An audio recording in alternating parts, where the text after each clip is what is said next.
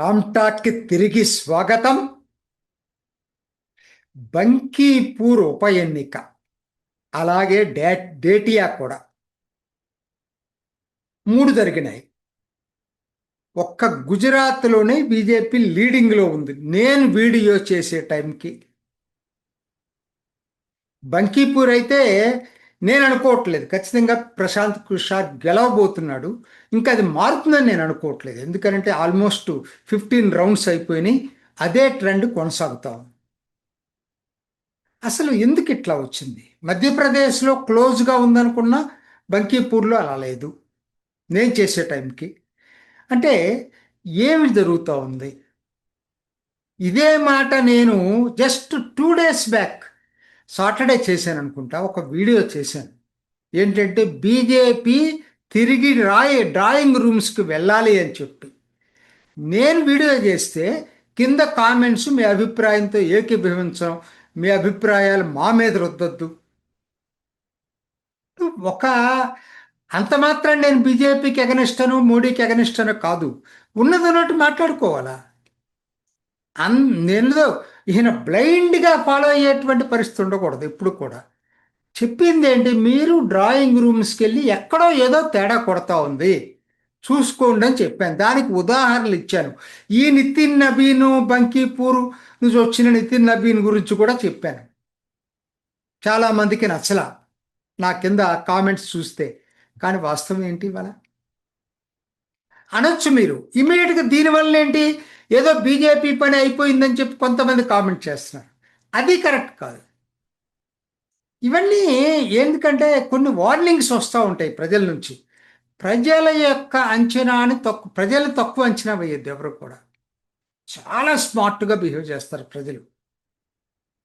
అక్కడ పోటీ చేసింది ఎవరు? ప్రశాంత్ కిషోర్. అవతల వ్యక్తులు ఇద్దరు అభ్యర్థులు పెద్దగా పాపులర్ పర్సన్స్ కాదు. ప్రశాంత్ కిషోరు ఏ మాటకు ఆ మాట చెప్పాలా? ఖచ్చితంగా కూడా బీహార్ మొత్తం కూడా, రాష్ట్రం మొత్తం చుట్టేసి పాదయాత్రలు చేసినటువంటి వ్యక్తి. పోయినసారి ఓట్లు రాకపోవచ్చు, కానీ ఆయన అర్బన్ కాన్స్టిట్యున్సీలో పోటీ చేసినప్పుడు కొంత సానుభూతి అయితే ఉంది. నేను ఇంకొక ఆస్పెక్ట్ చెప్తాను ఇక్కడ.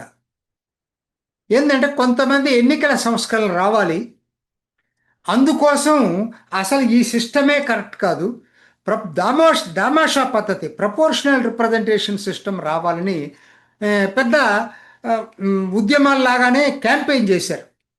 అందులో నాకు ఇష్టమైనటువంటి జయప్రకాష్ నారాయణ గారు కూడా ఉన్నారు, లోక్సత్తా. ఆయన ఒక సదస్సు పెడితే దానికి కూడా నేను చెప్పాను, ఈ విషయంలో నేను విభేదిస్తున్నాను మీతోటి. ఎటువంటి పరిస్థితుల్లో పిఆర్ సిస్టమ్ మంచిది కాదని చెప్పాను. వాళ్ళకి చూడు నిరూపణ అయింది. ఇంకొకసారి ప్రజలు పార్టీలు బట్టి ఓటేశారని నేను అనుకోవట్లేదు. ఉన్న అభ్యర్థుల్లో బెటర్ అభ్యర్థి ఎవరు? ప్రశాంత్ కిషోర్ని కనుక గెలిపించుకునేటట్టయితే, ఈయన అసెంబ్లీ ఉండేటట్టయితే బెటర్, ఇటువంటి వ్యక్తి అసెంబ్లీలో ఉండాలని చెప్పి ప్రజలు వ్యక్తిగా ఆయనకి ఓటేశారనేది నాకు అనిపిస్తా ఉంది. ఛాన్స్ ఉంది. ఒక కారణం వల్లనే గెలిచారు లేకపోతే ఓడారని చెప్పలేము ఎప్పుడు కూడా, కానీ ఇదొక కారణం. అందుకనే వ్యక్తి ప్రాధాన్యతని తక్కువ చేసే, అసలు జీరో చేసే పిఆర్ సిస్టమ్ని నేను వ్యతిరేకిస్తాను ఎప్పుడు కూడా. మన సిస్టమే కరెక్ట్, ఎఫ్పిటిఎస్ ఇదే కరెక్ట్. ఎందుకంటారా? దీంట్లో ఏందనంటే వ్యక్తి పార్టీ రెండు కలగలిపి ఉంటాయి. ప్రజలు ఆ రెండింటిని కలగలిపి ఒక్కొక్కసారి డామినేట్ చేయొచ్చు. సో ఈ సిస్టంలో ఉంటూనే సంస్కరణలు తీసుకురావాలి, కానీ పిఆర్ సిస్టమ్, వ్యక్తికి ప్రాధాన్యత లేని పిఆర్ సిస్టమ్ని తీసుకురాకూడదనేది నాకు గట్టి నమ్మకం. ఎవరు వస్తారు అప్పుడు? ఆ ఆఫీసుల చుట్టూ తిరిగే వాళ్ళు ఎన్నికవుతారు. సో అందుకోసం అని చెప్పి ఇది ఇంకొకసారి నిరూపణైంది. ఖచ్చితంగా కూడా ఇదే మనం పాటిస్తున్నటువంటి సిస్టమే కరెక్ట్ అయినది. సో రెండోది మీరు అనొచ్చు, మరి ప్రశాంత్ కిషోర్ వల్లనే గెలిచారా? విద్యార్థి ఆందోళన ప్రభావం లేదా? ఖచ్చితంగా ఉంది. నాకున్నటువంటి అభిప్రాయం ఖచ్చితంగా ఉంది. విద్యార్థుల ఆందోళన ప్రభావం ఉంది. పర్టికులర్గా ఈ ఎన్నిక టైంలోనే ఇదంతా ఉధృతంగా జరగటం, కాల్పులు జరగటం, కాల్పులు టియర్ గ్యాస్ కావచ్చు, ఇంకోటి కావచ్చు. మొత్తం మీద ఆ ఆ మెరిట్లోకి నేను వెళ్ళటల. సిజేపీ లోపల ఎవరున్నారు ఏమిటి అవన్నీ పక్కన పెట్టండి. అది దేశవ్యాప్తంగా ప్రభావితాన్ని చూపింది. ముఖ్యంగా ఈ బంకీపూర్ అర్బన్ కాన్స్టిట్యున్సీలో ఈ యువత ఎక్కువ మంది ఉంటారు. 17 సంవత్సరాల నుంచి 35 సంవత్సరాల మధ్య ఉన్న వాళ్ళ ఓటింగ్ శాతం గణనీయంగా ఉంటుంది. ఖచ్చితంగా వాళ్ళ ప్రభావం దీంట్లో ఉంది. మరొకటి ఇంకో కోణాన్ని గురించి కూడా ఆలోచించాలి మీరు. అసలు బీహార్లో ప్రధాన ప్రతిపక్షం ఆర్జేడీ కదా. ఆర్జేడీ కూడా ప్రచారం చేసింది. చివరి 2 రోజులు ఉప ఎన్నికైనా వచ్చి తేజస్వి యాదవ్ ప్రచారం చేశాడు. అయినా వాళ్ళకి అసలు దగ్గరలో కూడా లేడు, సోదిలో కూడా లేడు, ఎక్కడో డిస్టెంట్ థర్డ్. ఎందుకు ఇలా జరిగింది అంటే నష్టం ఒక బీజేపీకే కాదు, ప్రశాంత్ కిషోర్ ఎదగటం అనేది, విద్యార్థుల ఆందోళన అనేది, ఇవన్నీ కూడా ఇరు పార్టీలకి, సాంప్రదాయ పార్టీలు అన్నిటికి కూడా నష్టం చేకూర్చే అవకాశం ఉందనుకోవచ్చు కదా. ఆర్జేడీని ప్రశాంత్ కిషోర్ రీప్లేస్ చేస్తున్నాడా, బీజేపీకి ప్రత్యామ్నాయంగా బీహార్లో ఎదగబోతున్నాడా, దీనికి ఇది సంకేతమా? ఇది కూడా ఒక కోణం. కాబట్టి ఇదంతా ఏంటనంటే ఇంకొక కోణం. చాలామంది ఇప్పటిదాకా ఏం చెప్పారు, ఎస్ఐఆర్ బీహార్లో బీజేపీ గెలవటానికి ఎస్ఐఆర్ కారణం, పశ్చిమ బెంగాల్లో మమతా ఓడిపోవటానికి ఎస్ఐఆర్ కారణం.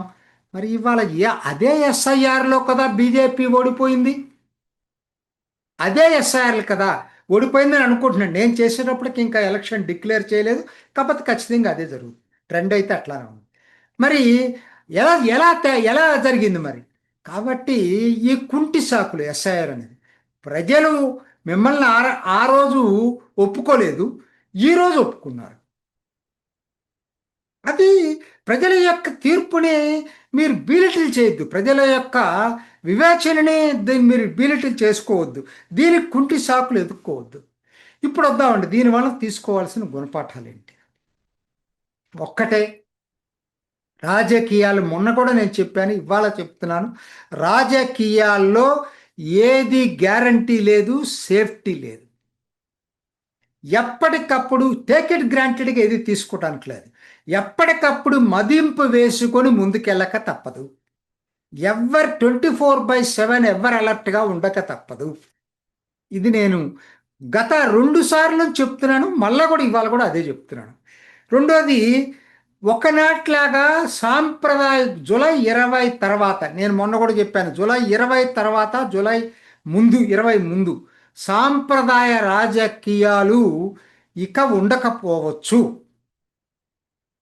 ఎలా వస్తాయో రాజకీయాలు చెప్పలేం, కానీ మొత్తం మీద సాంప్రదాయ రాజకీయాలు, సాంప్రదాయ పార్టీలే రాజ్యమేలే పరిస్థితి ఎల్లకాలం ఉండకపోవచ్చు. ఇంకొక గుణపాఠం ఏంటంటే, ప్రతిదీ ఢిల్లీ నుంచి డెసిషన్ మేకింగ్ అనేది కూడా మంచిది కాదు. ఎక్కడికక్కడ ఉంటుంది. ఇప్పుడు ఉదాహరణ ఇంకొక యాంగిల్ చాలామంది గుర్తించిన యాంగిల్ ఏంటంటే, ఇది బీహార్ అసెంబ్లీ ఉప ఎన్నిక, పార్లమెంట్ కాదు. అక్కడ ఉన్నటువంటి బీహార్ రాష్ట్ర రాజకీయ పరిస్థితులను బట్టి కూడా ఆధారపడి ఉంటుంది. కొత్తగా ఎన్నికైనటువంటి సామ్రాట్ చౌదరి ముఖ్యమంత్రిగా, నితీష్ కుమార్ తర్వాత ఆయన్ని చూసి ఆయన మీద అంత మంచి అభిప్రాయం ఎవరికి రావట్లేదు. అది కూడా కారణమై ఉండొచ్చు. సో ఒక కారణం అని చెప్పలేం, కానీ అనేక కారణాలు ఉంటాయి. ఒక్క 2-3 రోజులు పోయిన తర్వాత ఇంకొంచెం బెటర్గా జరుగుతుంది. ఒక్కటేందంటే, ఇది బీజేపీకి మాత్రం వేకప్ కాల్. నేను చేసేటప్పటికి మధ్యప్రదేశ్ డాటియా కూడా బీజేపీ ఓడిపోయి అక్కడ కాంగ్రెస్ గెలిచిందనుకోండి, ఇది పెద్ద వేకప్ కాల్ బీజేపీకి. నేను ఏదైతే చెప్పానో, ఇవాళ తిరిగి బీజేపీ డ్రాయింగ్ రూమ్లకి వెళ్ళాల్సినటువంటి అవసరం ఎంతైనా ఉంది. తిరిగి మేధోమథనం చేసుకోవాల్సినటువంటి అవసరం ఎంతైనా ఉంది. 12 సంవత్సరాల పాలన తర్వాత పాలన బాగుండొచ్చు కూడా, ఇప్పుడు కూడా చెప్తున్నాను, మోడీ పాలన బాగుండొచ్చు, అదొక్కటే గెలిపించదు. ఎప్పుడు కూడా పర్సెప్షన్స్ ఆర్ వెరీ ఇంపార్టెంట్. దాంట్లో పార్టీ రోల్ చాలా పనిచేస్తుంటుంది. బంకీపూర్కి వచ్చేటప్పటికి, డాటియాకి వచ్చేటప్పటికి బీజేపీ సపోర్టర్స్లో ఫ్యాటిగ్యూ వచ్చినట్టుగా కనపడతాం. అదే బీజేపీ వ్యతిరేకులు ఉత్సాహంగా పాల్గొన్నారు. బీజేపీ మద్దతుదారులు కొంతమంది అసలు పోలింగ్ బూత్ దాకా వెళ్లకుండా కూడా ఉన్నట్టుగా తెలుస్తూ ఉంది. అంటే ఇవన్నీ కారణాలు వస్తాయండి. కాబట్టి అందుకనే అంటుంది ఏంటంటే పార్టీ యంత్రాంగం చాలా ముఖ్యం అండి ఎప్పుడు కూడా. కాబట్టి పాలన బెటర్గా ఉన్నా కూడా ఒక్కొక్కసారి ఎటువంటి రిజల్ట్స్ వస్తాయో ఇవాళ క్లియర్గా మనకు అర్థమైంది. ఒక్కసారి తిరిగి డ్రాయింగ్ రూమ్స్కి వెళ్ళాల్సినటువంటి అవసరం బీజేపీకి ఎంతైనా ఉంది. ఇది ఈనాటి రామ్టాక్. ఇంకొక ఎపిసోడ్లో మళ్ళీ కలుసుకుందాం. నమస్తే. చూసారు కదండి, మరి ఈ వీడియో కనుక మీకు నచ్చినట్లయితే ఒక లైక్ కొట్టేసి మీ అభిప్రాయాన్ని కూడా కామెంట్ బాక్స్లో తెలియజేస్తూ ఇలాంటి ఇంట్రెస్టింగ్ అప్డేట్స్ కోసం మా ఛానల్ని సబ్స్క్రైబ్ చేసుకోండి.